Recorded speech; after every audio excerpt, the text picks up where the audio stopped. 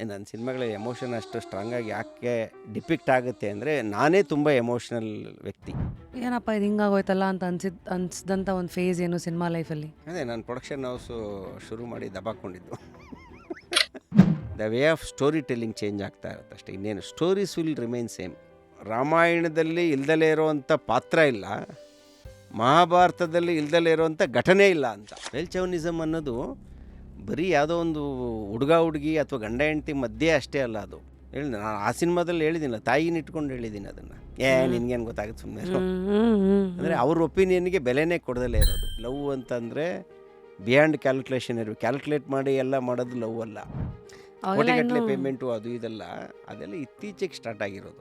ಸುದೀಪ್ ಅವರು ಅವರೇ ಓಪನ್ ಆಗಿ ಅಡ್ಮಿಟ್ ಮಾಡಿದ್ದಾರೆ. ಅವ್ರು 1 ಕೋಟಿ ಪೇಮೆಂಟ್ ತೊಗೊಂಡ್ರು ಫಸ್ಟ್ ಪಿಕ್ಚರೇ ಬಚ್ಚನ್ ಅವರು.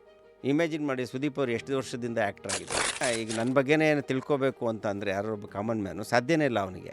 ಈಗ ನಾನೇನು ನಿಮ್ಮ ಮುಂದೆ ಕೂತ್ಕೊಂಡು ಹೇಳ್ತಾ ಇದ್ದೀನೋ ಇದನ್ನು ಅವ್ನು ನಿಜ ಅಂತ ಅಂದ್ಕೊಳ್ತಾನೆ ಅಷ್ಟೇ. ನಾನು ಹೇಳಿದ ಸುಳ್ಳು ಆಗಿರ್ಬೋದಲ್ಲ ಇಷ್ಟೊತ್ತು. ಫುಲ್ ವಿಡಿಯೋನ ನೋಡಿ ಆನ್ ರ್ಯಾಪಿಡ್ ರಾಶ್ಮೀಸ್ ಯೂಟ್ಯೂಬ್ ಚಾನಲ್.